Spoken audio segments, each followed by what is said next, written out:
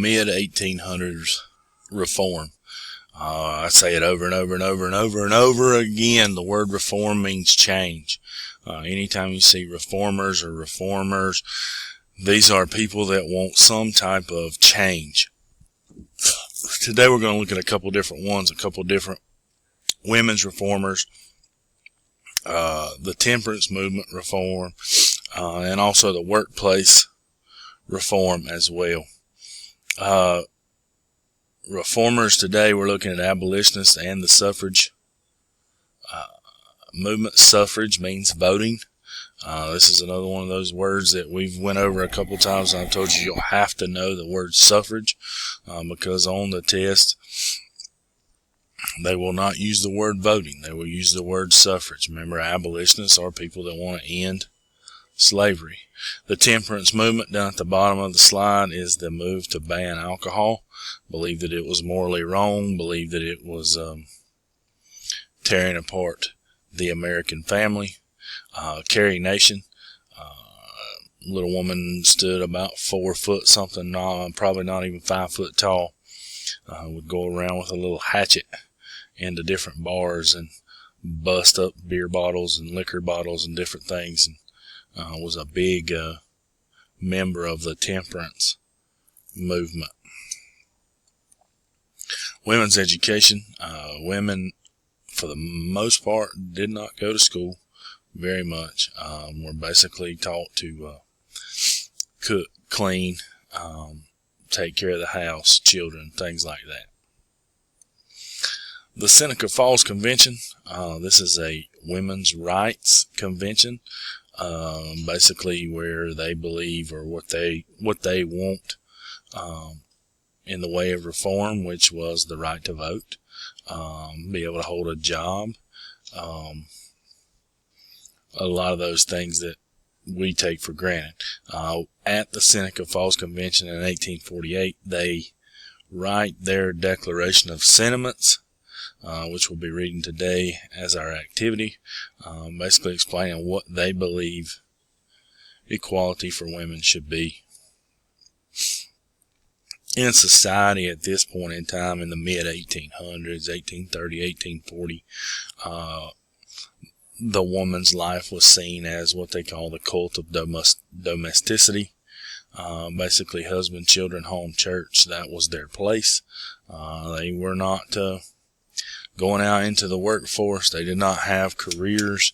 Their place was at home, taking care of the children, keeping the house clean, supper fixed, taking care of their husband, and then going to church and getting their family to church on Sundays.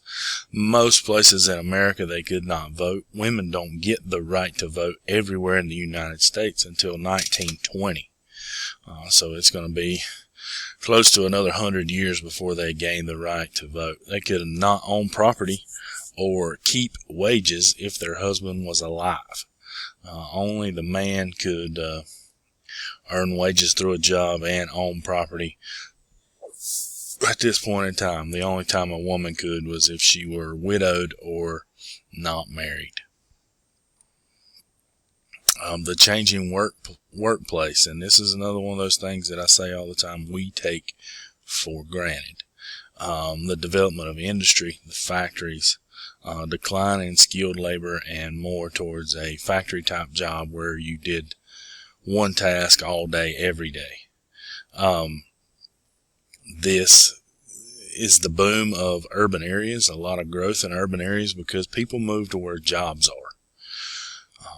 Charlotte, Asheville, New York City, where there are jobs. I would say probably if you tracked back your family tree far enough, some of you guys' family moved to Caldwell County because of jobs in the furniture factories. I know that's why my family originally came to Caldwell County, was because of the jobs in the furniture factory.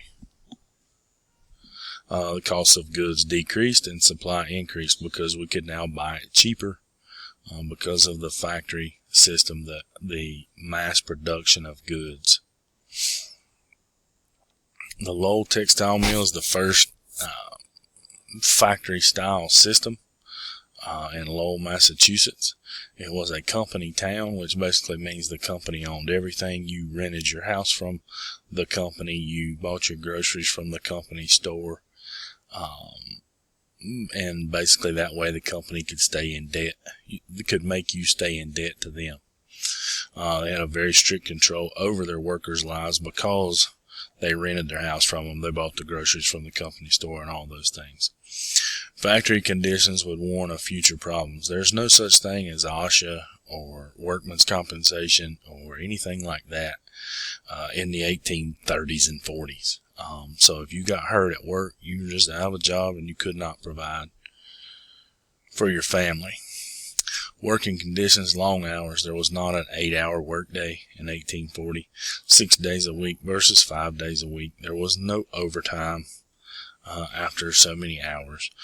Poor ventilation and lighting. Working conditions are extremely unsafe. Workers dying, becoming injured on a daily basis. This leads to the development of labor unions because working conditions and the treatment of workers is so poor. Immigration, a lot of immigration in the mid-1800s, mostly Irish and German.